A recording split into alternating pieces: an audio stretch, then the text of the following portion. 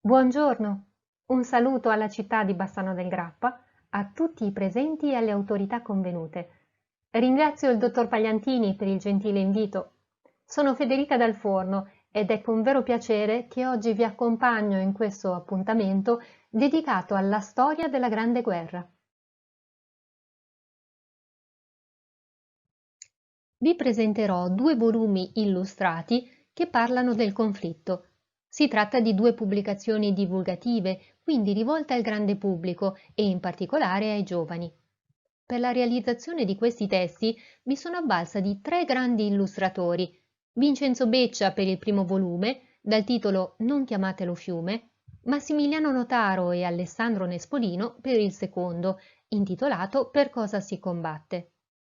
Per quanto riguarda la parte storica, ho in gran parte attinto dal patrimonio di documenti, diari, testimonianze e foto del conflitto custodite presso gli archivi dell'Ufficio Storico dello Stato Maggiore Esercito. Inoltre, ho potuto disporre degli studi e della preziosa consulenza scientifica di due grandi storici della Grande Guerra, ossia il professor Paolo Pozzato e il dottor Marco Pascoli. Il loro apporto è stato fondamentale nella precisa ricostruzione della disposizione degli eserciti sul territorio per ogni singolo giorno di battaglia. I testi hanno il sapore del racconto e conducono il lettore senza fatica all'interno delle vicende affrontate. Le splendide immagini realizzate dai fumettisti accompagnano i testi ed aiutano a immaginare gli episodi narrati, ritrovando i volti dei protagonisti, le loro uniformi, le trincee, il tempo atmosferico, se quel giorno pioveva o nevicava, la conformazione del territorio, come e dove fossero schierati i vari eserciti sul fronte. Non si tratta di una storia narrata dall'alto, guardando le nazioni, ma di una storia raccontata dal basso, dalle trincee, direttamente dai protagonisti. Le illustrazioni non rappresentano le grandi battaglie viste da lontano, che proprio per questo finirebbero con l'assomigliarsi tutte, ma raccontano invece tante microstorie, spesso dimenticate dalla storiografia tradizionale. Tutto questo in un fumetto? Ebbene sì.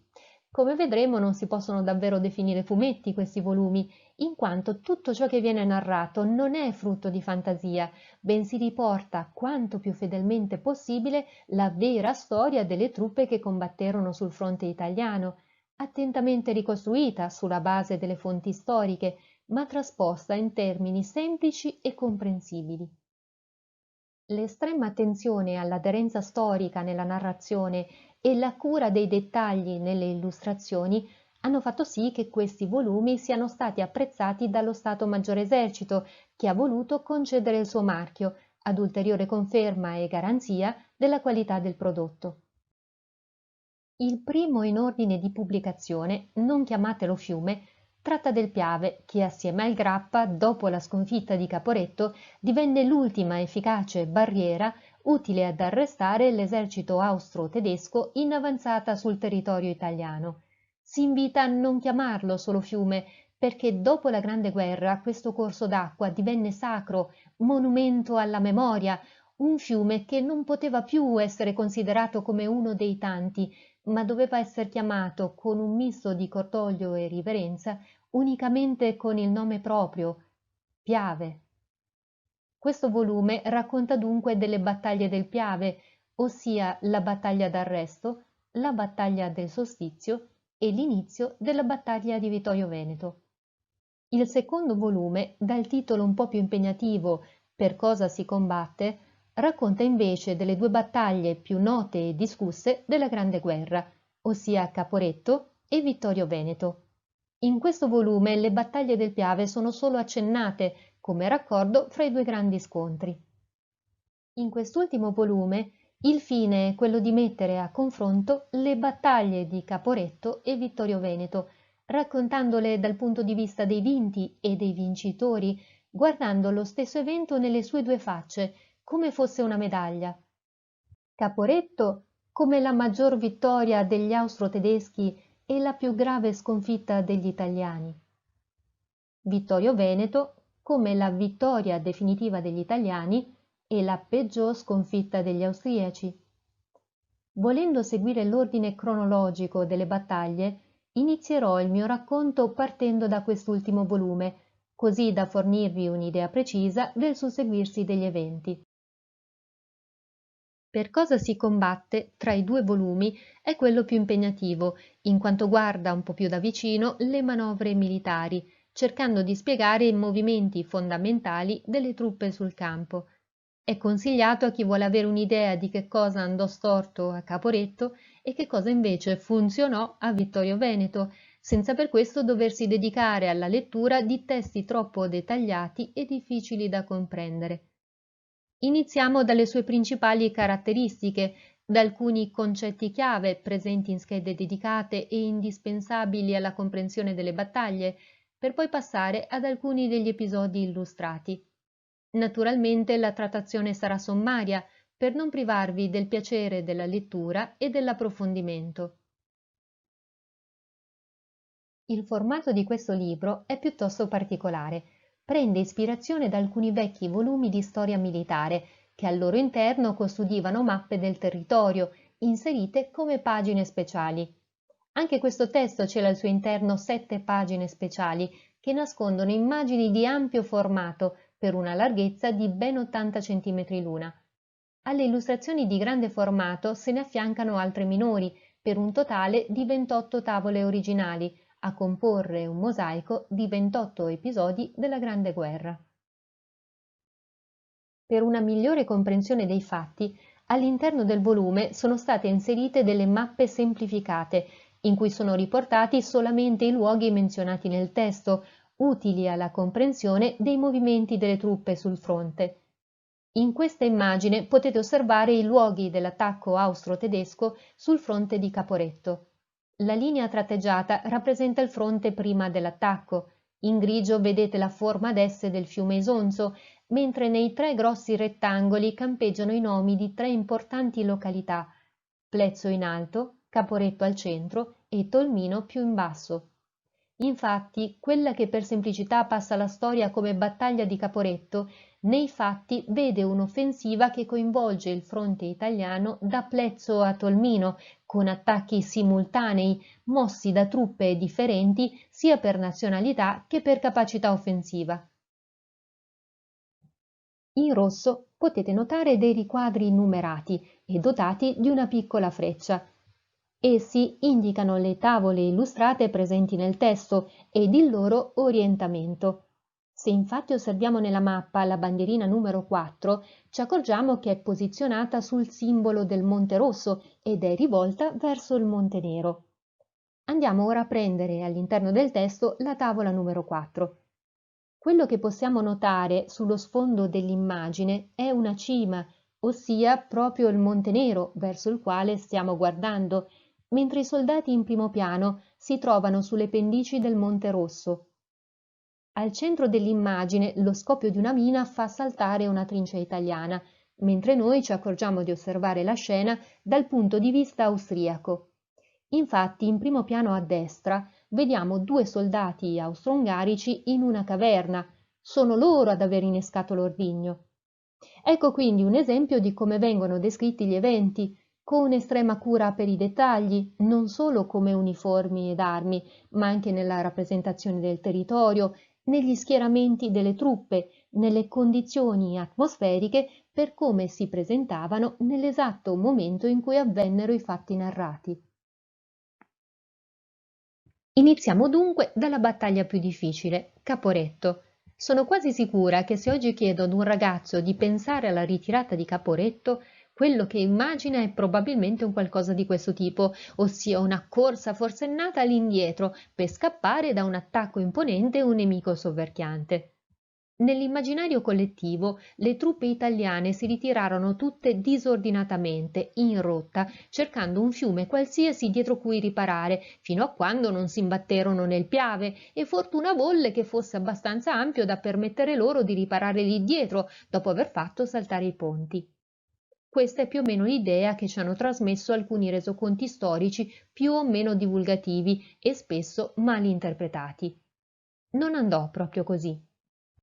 Gli unici soldati che ebbero effettivamente una ritirata scomposta e che potremmo definire rotta furono quelli della seconda armata, e nemmeno tutti, peraltro. Alcuni combatterono valorosamente, mentre le altre armate, ossia la quarta, la terza e la prima, poterono reagire all'attacco combattendo e ritirandosi secondo regole ben prestabilite e dunque non certo correndo ai ripari come capitava. Non solo, il fiume Piave era stato identificato come linea di massima resistenza in caso di un attacco nemico su quella zona del fronte già dal lontano 1882 e Cadorna lo sapeva bene. Qualche tempo prima dell'attacco di Caporetto fece rafforzare le postazioni di Cimagrappa, sostenendo che Dio non voglia, se le cose fossero andate male, lì sarebbe andato a piantarsi. La linea Grappa-Piave era dunque da tempo considerata una linea difensiva a tutti gli effetti. Dunque come andarono le cose? La seconda armata si ritirò disordinatamente, annientata da un attacco poderoso e inaspettato, non tanto nei tempi quanto semmai nei modi. Cosa fecero allora le altre armate? Per cercare di rendervi più chiaro il concetto di ritirata, vi propongo un esempio molto semplice, seppur con i dovuti distinguo. Anche a chi non è appassionato di calcio sarà inevitabilmente capitato di vedere, almeno una volta nella vita, un'azione come questa. I blu attaccano i rossi, parte un attaccante con la palla intenzionato a fare gol. Uno o due difensori rossi si gettano su di lui cercando di fermare la sua azione e impedendogli di segnare e di passare la palla ai compagni. In questo caso vi riescono, ma nel frattempo tutti gli altri giocatori della squadra rossa, osservate bene, corrono all'indietro verso la propria porta, superando la squadra blu in attacco per raccogliersi davanti all'avversario in corsa a creare una barriera. In buona sostanza, la stessa cosa accadde anche durante un'azione di attacco e quindi di ritirata delle truppe su un fronte. L'attaccante cerca di sfondare, cioè superare le difese nemiche e raggiungere degli obiettivi definiti strategici, ossia degli obiettivi che, se conquistati, costringerebbero la nazione avversaria alla resa. Ad esempio, per l'Italia la conquista da parte dell'Austria-Ungheria di città come Venezia e Milano, di cui l'impero bicefalo cercò di impadronirsi sia via terra che via mare, poteva portare la nostra nazione a dover contrattare una resa. Dunque, in caso di attacco nemico, una volta sfondate le linee difensive italiane, l'esercito avrebbe dovuto correre all'indietro a difesa degli obiettivi strategici, cercando di creare una nuova barriera difensiva di fronte al nemico in avanzata. Questo naturalmente valeva per l'Italia quanto per l'Austria-Ungheria e tutte le nazioni belligeranti. Questa azione difensiva era la medesima per tutti gli eserciti. Vediamo meglio come si svolgeva questa azione e come mai in caso di attacco in profondità era necessario arretrare. Vediamo due eserciti schierati, il numero 1 in rosso e in attacco, il numero 2 in bianco e in difesa. Entrambi sono esemplificati da due soldati, quello con il ginocchio a terra e in difesa, l'altro in piedi in attacco. Le tre linee irregolari su cui sono disposti i due eserciti simboleggiano rispettivamente la prima, la seconda e la terza linea. Un'offensiva per andare a buon fine prevedeva di far convergere nel punto dell'attacco un enorme quantitativo di uomini ed armi, tanti da sopraffare per numero e potenza il nemico schierato di fronte a loro. Sferrato l'attacco e annientati i soldati di prima, seconda e terza linea avversari in un determinato punto del fronte, l'esercito attaccante, nel nostro caso il numero 1, sbucava alle spalle dell'esercito nemico, ancora schierato. A quel punto le truppe in attacco si dirigevano in due direzioni. Una parte sarebbe proseguita nella corsa, tentando di occupare gli obiettivi strategici. Una parte invece si sarebbe girata verso il restante schieramento nemico, cercando di prenderlo alle spalle. Se l'attacco si fosse verificato repentinamente, cogliendo di sorpresa l'esercito avversario, quest'ultimo si sarebbe trovato stretto in una morsa. Davanti a sé aveva il normale schieramento nemico, alle spalle le truppe impiegate per l'attacco.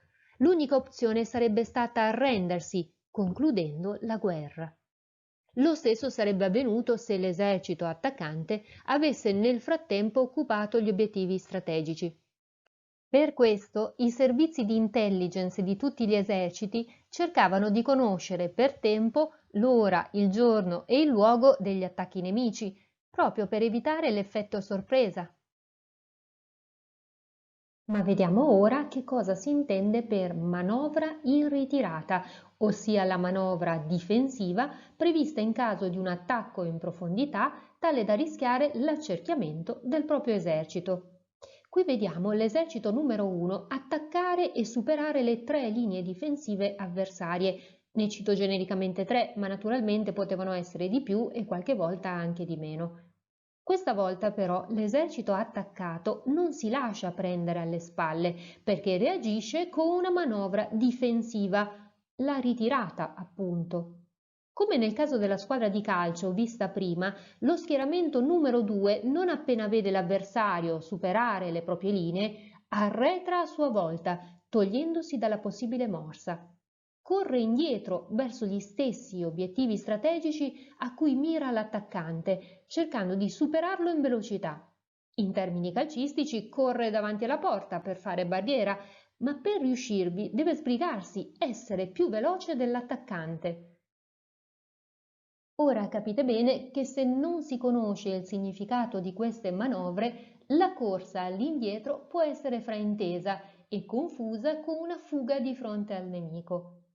Al contrario, mentre il grosso dell'esercito cerca di raggiungere una nuova linea difensiva davanti all'avversario in corsa, alcune delle sue truppe si fermano in posizioni di fortuna, cercando di rallentarne l'avanzata. Se vogliamo, come il calciatore di prima che tentava di fare lo sgambetto all'attaccante. Si tratta generalmente di piccoli gruppi di soldati, ben armati, ma estremamente inferiori per numero rispetto all'esercito attaccante in avanzata. Non hanno alcuna speranza di fermarlo, possono solo rallentarne la corsa, quel tanto che basta per permettere al resto dell'esercito di rischierarsi su una nuova linea difensiva, di scavare trincee, posizionare l'artiglieria e quant'altro. Questi scontri impari vengono chiamati combattimenti di retroguardia. A Caporetto molti soldati combatterono e perirono cercando di fermare l'avanzata austro-tedesca, così come molte truppe austriache perirono a Vittorio Veneto cercando di fermare lo sfondamento italiano. Eppure il sacrificio di questi uomini è stato in buona parte dimenticato per l'errata idea che abbiamo della ritirata, ossia di una corsa ai ripari senza alcun criterio. Ma tornando al nostro esercito attaccato, i soldati chiamati a frenare l'avanzata del nemico e infine a fermarlo presso una nuova linea difensiva sono in gran parte provenienti dalle zone del fronte non coinvolte dall'attacco principale, proprio perché, tra virgolette, riposate, efficienti e non provate dai combattimenti, e qui identificate con l'asterisco. Naturalmente questa è una spiegazione estremamente semplificata. Dobbiamo immaginare attacchi di questo genere lanciati contemporaneamente in diverse zone del fronte, con ritirate di minor o maggior portata, equamente distribuite in tutta la guerra e per tutti gli eserciti. Eppure Caporetto divenne la più famosa di tutte le sconfitte. Venne spesso definita disfatta, ma se guardiamo il significato della parola, che sottende il disfacimento, ossia la perdita di ogni ordine intrinseco e coesione dell'esercito, questa definizione non corrisponde al vero. La seconda armata venne annientata, i sopravvissuti, traumatizzati dall'attacco, tentarono disordinatamente di riparare. In molti caddero prigionieri, altri fuggirono come sbandati, ma molti di loro combatterono, tentando disperatamente di resistere o perlomeno di rallentare l'avanzata dell'avversario. Le altre armate, ossia la prima, la terza e la quarta, reagirono prontamente, combattendo e ritirandosi secondo gli ordini dei propri comandanti, riuscendo infine a bloccare l'avanzata del nemico dietro la barriera ultima del fronte Grappa Piave. Se Caporetto fosse stata una disfatta, la guerra si sarebbe conclusa nell'ottobre del 1917 con la vittoria dell'esercito austro-tedesco, ma non fu così. Fu una sconfitta terribile, segnante, ma proprio per questo, per aver costretto tutti gli italiani a riflettere sulla posta in gioco, fu la battaglia che trasformò l'esercito e dunque gli italiani, determinando, come sostenne anche Prezzolini, l'esito di tutte le battaglie successive. Per cosa si combatte? Ecco che dunque ritorna il titolo del volume. È questa una domanda che gli italiani si pongono a Caporetto, gli austriaci durante le battaglie del Solstizio e poi a Vittorio Veneto, una domanda che ricorre, ma a cui è difficilissimo rispondere. Ed ora immagino vorrete sapere che cosa esattamente non funzionò a Caporetto. Sono davvero tanti i fattori che determinarono la sconfitta italiana. Nel volume mi sono limitata a riassumere i principali. Ma non ve li racconto, altrimenti vi privo del piacere di leggere il testo. Dunque mi limiterò ad anticiparvi qualche episodio verificatosi a sfondamento già avvenuto e che ora dovrebbe apparirvi comprensibile proprio per quanto finora raccontato. È ancora il 24 ottobre 1917, il giorno dello sfondamento di Caporetto e per la precisione sono le 12:30. Alla nostra sinistra l'Isonzo e proprio davanti a noi, seminascosto dagli alberi, si vede il campanile ed alcuni tetti del paesino di Camno. Partendo da sinistra, vediamo due schiere di soldati marciare compatte sulla riva destra e sinistra dell'Isonzo, in direzione di Luico e Caporetto. Lo sfondamento è già avvenuto e dunque si trovano già dietro le spalle delle prime linee dell'esercito italiano. Alcuni soldati della seconda armata li vediamo sulla destra, mentre tentano di ostacolare la marcia degli attaccanti e al contempo di ripiegare, cercando di superarli nella corsa in direzione di Luico e il Mataiur. La zona era già stata violentemente bombardata dagli austro-tedeschi con un fuoco di precisione, ma un battaglione del 147° Reggimento Fanteria Caltanissetta non si era dato per vinto e si era messo a sparare sulle truppe in marcia, tentando di arrestarne l'avanzata. Il comandante avversario decide allora di inviare alcune delle sue mitragliatrici a tener testa a quel gruppo di combattenti, mentre il resto dei suoi uomini continua a marciare verso i propri obiettivi. Fra i soldati italiani vi è l'ufficiale Maurizio De Vito Piscicelli, un tenente colonnello noto per la mira eccezionale non meno che per le sue imprese in Libia. Ora, saldo alla sua mitragliatrice, egli tiene testa all'attacco nemico che miete tutti i suoi compagni all'intorno. Non sbaglia un colpo, ma sa che questo non gli varrà come lascia passare per il ritorno a casa dalla moglie in dolce attesa. Gli italiani con lui resistono, combattendo quanto più possibile, mentre alcuni di loro tentano di ripiegare sulla via che conduce a Caporetto. È un massacro, così Piscicelli si alza disperatamente in piedi da dietro la barricata di Fortuna, deciso a morire, sì, ma colpendo quanti più uomini possibile nel tentativo di coprire le spalle ai suoi compagni in ripiegamento. Spara all'impazzata finché, colpito a morte, cade riverso a terra, gridando «Viva l'Italia!». Abbiamo parlato dei disperati combattimenti di retroguardia, eccovene un altro. Ci troviamo sul Monte Cuzer, il 27 ottobre 1917, ore 21. È buio e piove. Alcuni soldati esausti e sporchi di terra si riparano nella buca che avevano scavato nel pomeriggio. I giovani mitraglieri della 1203esima Compagnia Mitragliatrici Fiat, aggregati al Battaglione Alpini Pinerolo, cercano di posizionarsi come meglio possono a ridosso del ciglio della buca, preparando le cassette di munizioni accanto alla mitragliatrice puntata verso la Valle Nera che si stende invisibile sotto di loro. Le orecchie sono tese alla minima avvisaglia che annunci l'arrivo dei nemici. Il tempo peggiora e i lampi di un furioso temporale squarciano il cielo, illuminando a tratti l'erboso pendio sotto la buca, il rio Barman al centro della valle e il profilo familiare del monte Canin all'orizzonte. Un portaordini striscia a terra fino alla buca dei mitraglieri e allunga un foglio zuppo all'aspirante ufficiale Ardito Desio. L'ordine è di combattere fino all'ultimo uomo. Desio non si scompone, è entrato in guerra da volontario e non ha nessuna intenzione di tradire la nazione proprio ora. Nei giorni precedenti aveva visto morire o cadere prigionieri tutti gli uomini del nucleo Minelli di cui faceva parte, chiamato dal turno di riposo per coprire la ritirata dell'esercito. Solo la sua formazione era riuscita a salvarsi. Quella sera sarebbe toccato a loro.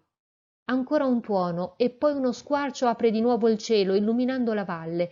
Par di scorgere dei movimenti laggiù in fondo. Attaccano, comunica a mezza voce un mitragliere, mentre cerca di mirare davanti a sé nel buio. Si sentono allora le prime raffiche di mitragliatrice che paiono avvicinarsi e arrancare con i soldati che salgono correndo verso di loro. La mitragliatrice italiana è puntata nel buio, verso quelle sventagliate. Un lampo nel cielo li illumina di nuovo, tante macchie nere che si spargono sul versante erboso che precede la buca. La Fiat Rebelli scarica tutti i suoi colpi sugli assalitori, che in parte cadono colpiti, in parte corrono ancora. Sono troppi.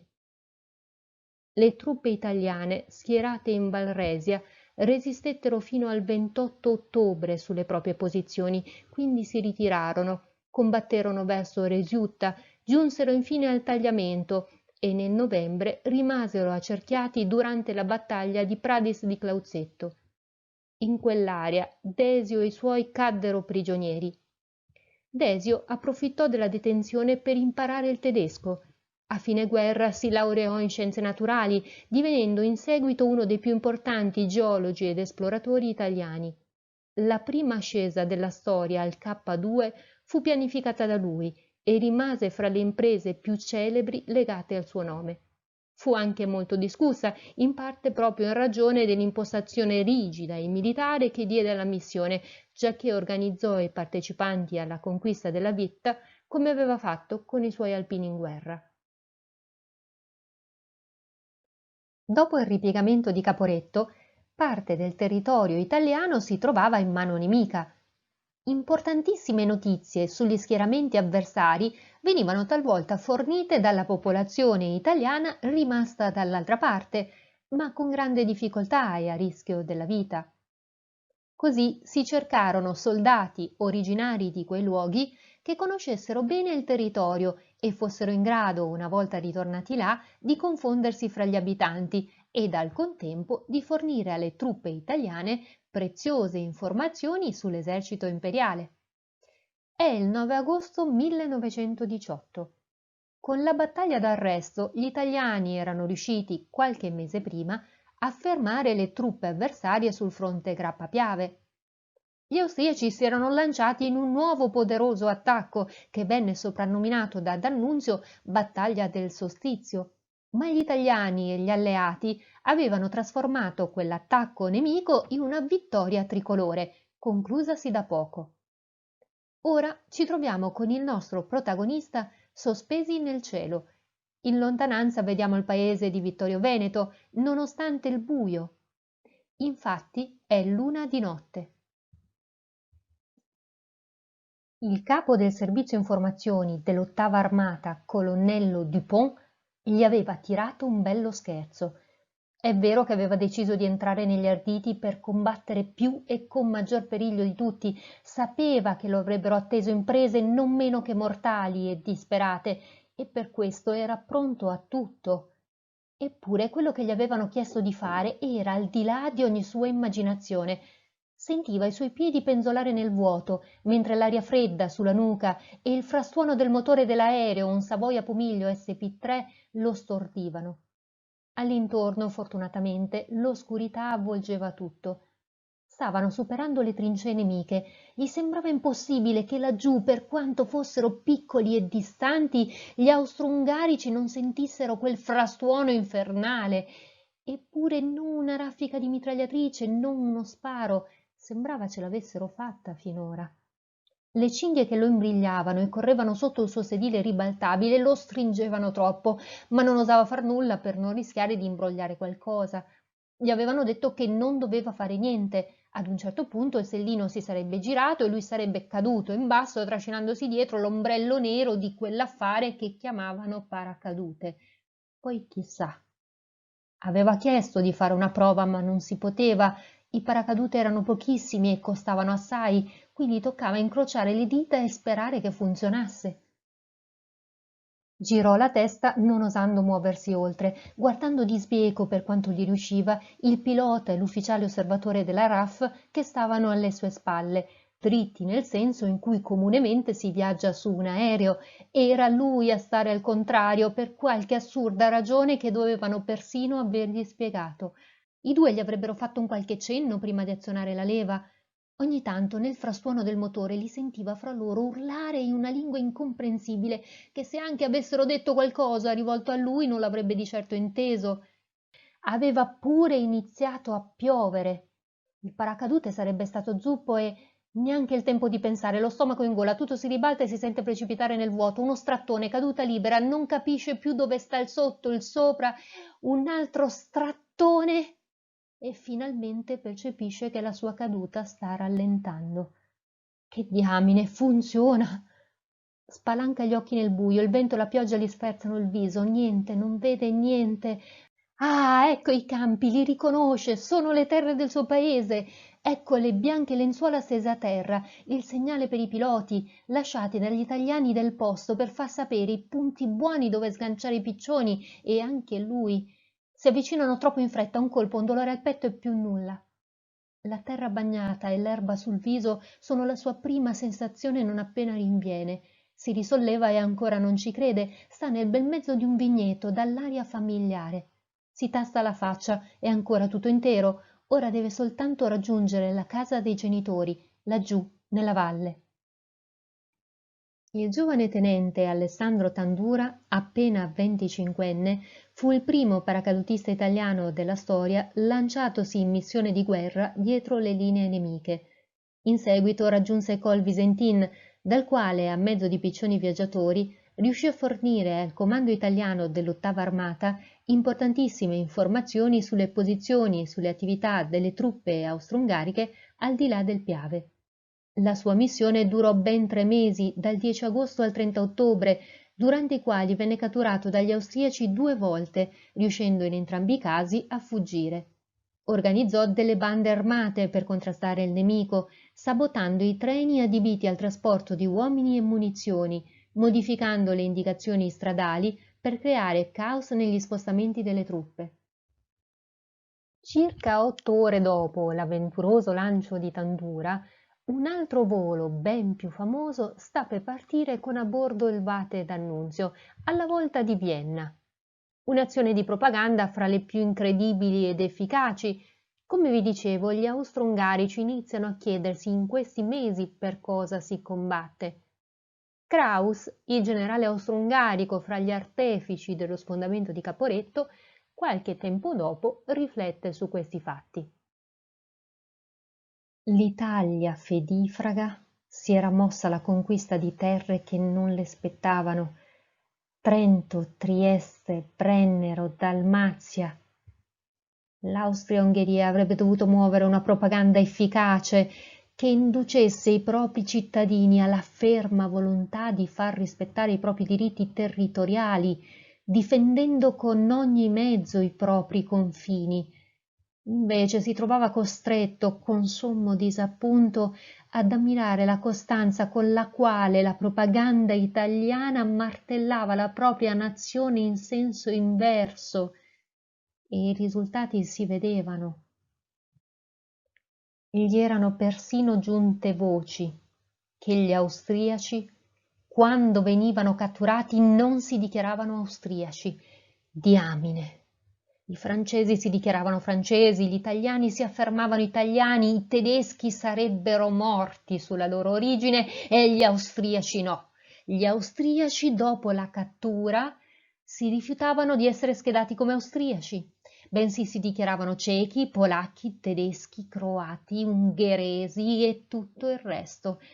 Pareva che non appena percepissero di non essere più sotto il controllo dei comandi della loro nazione, si trasformassero in persone diverse e non si crucciassero affatto di non potersi più sacrificare nel difendere l'Austria. E questo perché gli austriaci non erano in grado di immaginare la guerra come un viatico per ottenere una condizione migliore per loro, le loro famiglie e il loro popolo, in quella patria che era e doveva rimanere l'Austria-Ungheria. Non vi era un traguardo di carattere nazionale che valesse la pena di raggiungere attraverso la guerra.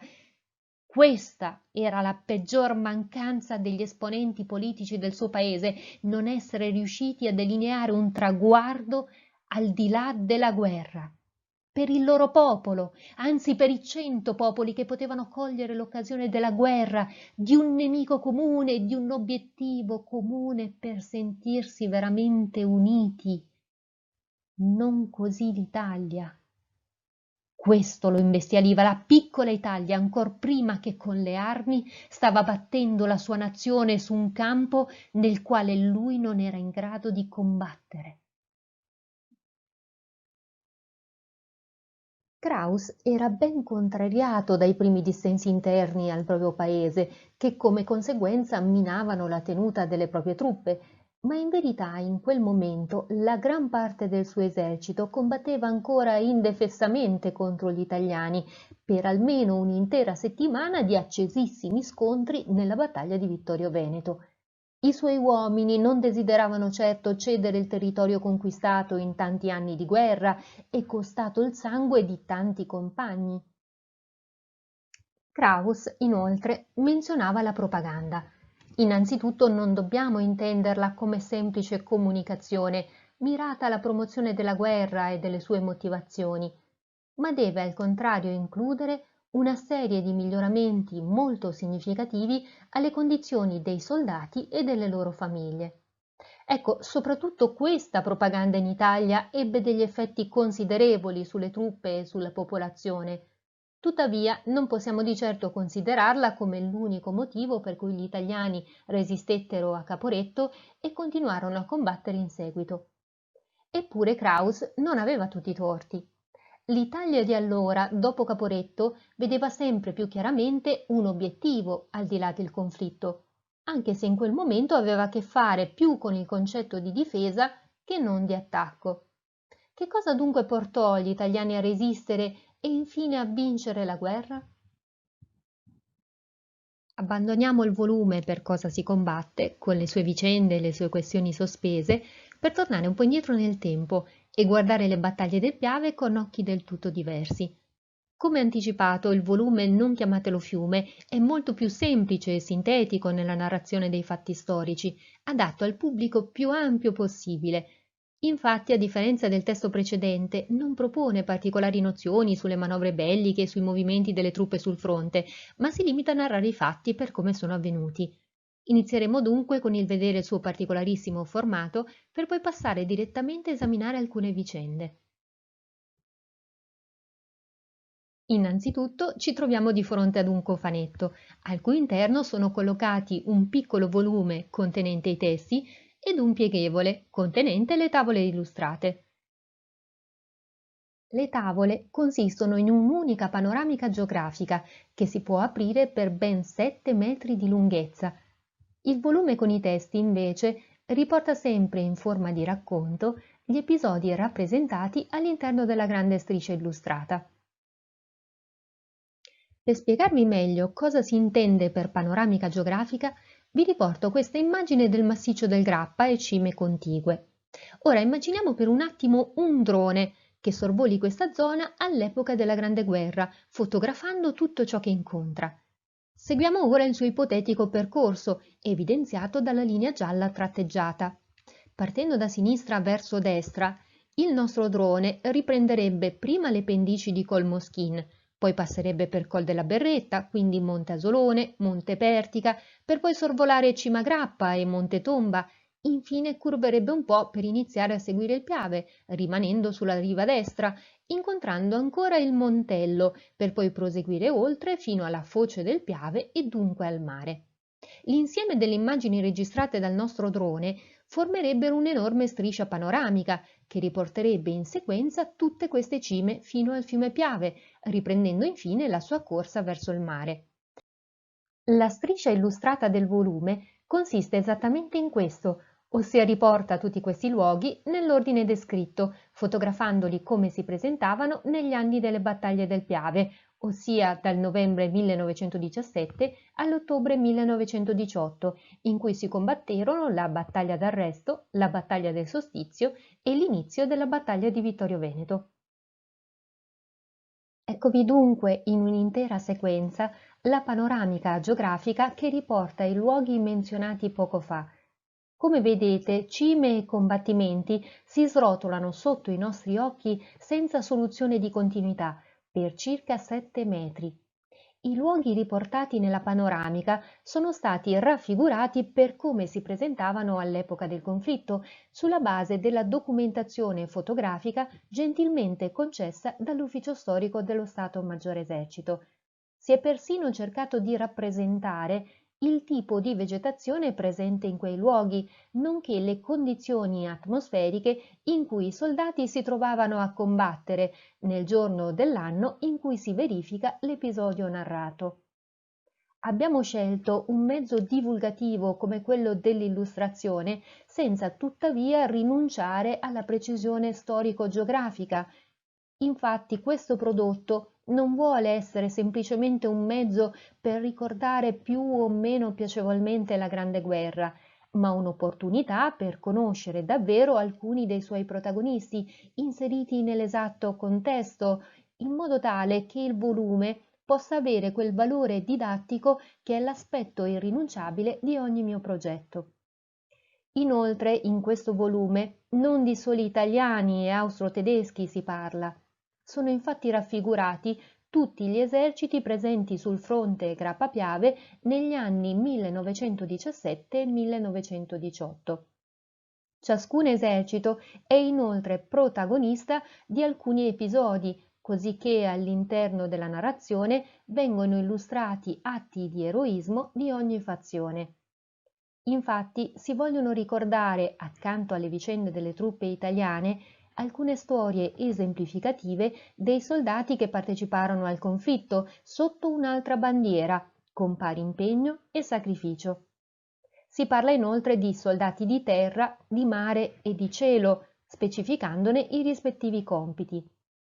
Il tratto raffinato e l'atmosfera sospesa che contraddistinguono i disegni del nostro illustratore riescono a narrare il conflitto, finanche la morte, mediandone l'impatto con il lettore, che se molto giovane può iniziare a prenderne coscienza, ma senza esserne traumatizzato, mentre l'adulto riesce comunque a cogliere pienamente all'interno della narrazione il grande dramma dei suoi protagonisti. Come abbiamo visto, la panoramica riporta i luoghi del fronte Grappa-Piave in ordine geografico. Tuttavia, i combattimenti che sono rappresentati nella striscia illustrata non possono essere letti da sinistra verso destra, così come li abbiamo visti scorrere poco fa. Infatti, se seguiamo l'ordine cronologico, le battaglie del Piave non iniziarono di certo a Col Moschin per poi spostarsi sempre più a valle e concludersi a fine guerra al mare. Gli scontri ovviamente popolarono questi luoghi in ordine sparso. Come conciliare quindi la storia alla geografia? Nella striscia illustrata le varie scene sono numerate in alto, in ordine crescente. Invece il volume in cui sono contenuti i racconti degli episodi illustrati riporta gli scontri in ordine cronologico, che appunto non è il medesimo della panoramica. Per questa ragione, aprendo a una pagina qualsiasi il volume storico, possiamo trovare ad esempio prima la tavola numero 5 e a seguire la tavola numero 2. Questo semplicemente perché l'episodio della tavola numero 2 è successivo nel tempo a quello della tavola numero 5. Ora andiamo a cercare la tavola numero 2 all'interno della striscia illustrata, aiutandoci con la numerazione riportata in alto. Eccola evidenziata. Vediamo che gli eventi narrati in questa tavola si svolgono su Col della Berretta e Monte Asolone. Osservando le immagini che precedono e seguono questa scena, ci accorgiamo che Col della Berretta e Monte Asolone si collocano dopo Col Moschin e prima del Monte Grappa. Abbiamo così immediatamente chiara sia la collocazione temporale della vicenda, sia la collocazione geografica sul fronte Grappa-Piave. In questo modo si incentivano i ragazzi ad imparare ad associare l'evento storico a un luogo preciso del fronte, essendo costretti a cercare sulla striscia geografica dove si collocano i fatti narrati. Questo escamotage aiuta a legare questi luoghi alla memoria storica dei fatti della Grande Guerra. Infatti, se mai il lettore avrà modo di passare accanto al Piave e magari vedere il Montello, senz'altro si ricorderà di Baracca e del suo aereo che sorvola le truppe avversarie. Se invece passerà accanto a Fossalta di Piave, avrà modo di ricordare che proprio in quei pressi Hemingway rischiò la vita cercando di salvare un soldato italiano ferito. Questo perché le immagini riescono a imprimere i fatti nella memoria molto più efficacemente della sola descrizione. Ecco la funzione divulgativa e didattica di questo racconto. Il Grappa e il Piave furono trasformati dalla Grande Guerra, non solo dai bombardamenti, ma soprattutto mutarono di significato nel cuore delle persone di allora, che vollero che fossero considerati sacri dalla nazione, proprio perché la memoria dei terribili fatti della guerra non andasse perduta. Vediamo ora brevemente qualche episodio illustrato. Ci troviamo sul Monte Tomba il 29 novembre 1917. Gli austro-tedeschi sono da poco arrivati sulla linea difensiva Grappa-Piave e cercano disperatamente di impossessarsi della fortezza italiana di Cima Grappa. Una delle vie per accedere al Grappa prevedeva di passare dal Monte Tomba, strenuamente difeso dagli italiani. Il 21 novembre il comando austro-tedesco scatena un violentissimo bombardamento sulle prime linee italiane, rendendole di fatto intenibili. La vetta viene conquistata, ma attacchi e contrattacchi continuano cruenti, i soldati combattono in mezzo ai cadaveri, in uno scenario infernale. La linea di resistenza sul Tomba, sebbene compromessa, regge all'urto grazie ai ragazzi del 99, giovanissime leve che corrono a rinvigorire le scarne file dei soldati in prima linea. La scena che stiamo osservando si svolge dietro le linee austro-tedesche.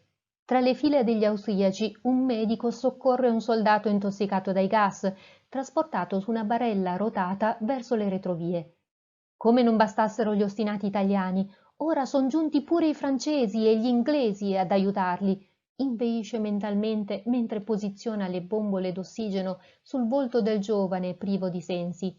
I lineamenti del ragazzo, nel loro inconsapevole abbandono, appaiono stranamente delicati. Mentre il carretto riprende il suo viaggio nel camminamento che collega la prima linea con la seconda, il gruppetto incrocia alcuni soldati bosniaci diretti alla vetta, dove gli aspri combattimenti continuano ininterrotti. Da sotto il tradizionale fez lanciano uno sguardo accigliato in direzione dell'intossicato. Non è certo una vista incoraggiante per chi deve raggiungere il fronte. Il soldato ferito, scosso dal sentiero dissestato, si riprende per un attimo dal suo bruciante torpore e subito cerca di sollevarsi sui gomiti, mentre boccheggiando lo coglie l'angoscia di essere scoperto. Non si tratta infatti di un comune soldato, bensì di Maria Amalia von Auler, una donna austriaca partita per la guerra come crocerossina che durante i primi giorni dell'offensiva di Caporetto decide di fingersi soldato, presentandosi in uniforme e con documenti falsi al battaglione da montagna tedesco del Württemberg, reparto di punta, al quale appartiene niente meno che il giovane tenente Rommel. L'inganno riesce e l'esile tiratore scelto Wolf Fowler viene arruolato, fino a quando rimane vittima dei gas. Tra poco il medico scoprirà la sua identità, ma contro ogni previsione, per il patriottismo e il valore dimostrato, Maria otterrà di rimanere nel reparto, pur continuando a figurare ufficialmente come soldato per evitare scandali e pettegolezzi. Riuscirà a sopravvivere all'intossicazione e a numerosi combattimenti, ma la sua storia rimarrà a lungo sconosciuta. È il 28 ottobre 1918. La battaglia di Vittorio Veneto è iniziata da appena 4 giorni. Gli italiani devono riuscire ad attraversare il Piave, che in quei giorni ha deciso di fare l'austriaco, iniziando una delle sue poderose piene che spazzano via tutti i ponti gittati per l'attraversamento. Finalmente le sue acque iniziano a chetarsi. Gli arditi dell'ottava armata del generale Caviglia sono riusciti a passare sull'altra sponda e ora si trovano a dover fronteggiare da soli, inferiori per numero, l'esercito avversario, che nel frattempo ha pensato bene di far saltare tutti i ponti di barche italiani bombardandoli con l'artiglieria. Non avrebbero resistito a lungo, occorreva ripristinare un collegamento per portare di là ancora uomini, munizioni e viveri. Il generale Vaccari non si dà pace, vuole accorrere in loro sostegno, ma il suo comandante, il generale Caviglia, non è d'accordo. È troppo pericoloso, l'artiglieria continua a colpire incessantemente le rive del Piave. Il fiume per giunta non aiuta, essendo ancora gonfio e insidioso. Ma il generale Vaccari è di parere diverso. Fedele alla sua indole di uomo d'azione e da autentico trascinatore, la notte del 28 ottobre 1918, disattendendo gli ordini del suo superiore, non esita a chiamare i suoi all'offensiva. Egli convoca quanti della 57ª divisione non erano ancora transitati dall'altra parte. A capo dei suoi uomini, con la pistola in pugno, sale sul ponte di barche appena ultimato dal genio Pontieri. La riva sinistra appare in fiamme, un grosso proietto colpisce la secca a pochi metri dal ponte, i soldati esitano, ancora negli occhi le immagini dei giorni precedenti, uomini proiettati in aria oppure sbalzati dall'urto in acqua, dove i vortici e i mulinelli della piena non danno scampo. Il generale Vaccari urla: ali alle ali! Qualunque crisi deve risolversi sull'altra sponda. Poi inizia a correre. Un soldato sulla riva alza il proprio fucile, urlando a sua volta la carica, seguito da tutti i commilitoni. Fanno appena in tempo ad attraversare di corsa. Un istante di ritardo e l'artiglieria nemica li avrebbe fatti saltare in aria tutti. In lontananza le rovine di un vecchio ponte ricordano il grande ripiegamento. Sulla solida pietra si erano ritirati, affranti, quegli stessi soldati che ora, su insidiose passerelle, ritrovavano la forza della riconquista e della vittoria. Bene, mi fermo qui. È stato un vero piacere per me presentarvi questi due progetti. Spero che il mio racconto e il tempo trascorso assieme vi sia risultato piacevole, o perlomeno non troppo tedioso. Non mi rimane dunque che salutarvi e augurarvi un ottimo proseguimento. Arrivederci!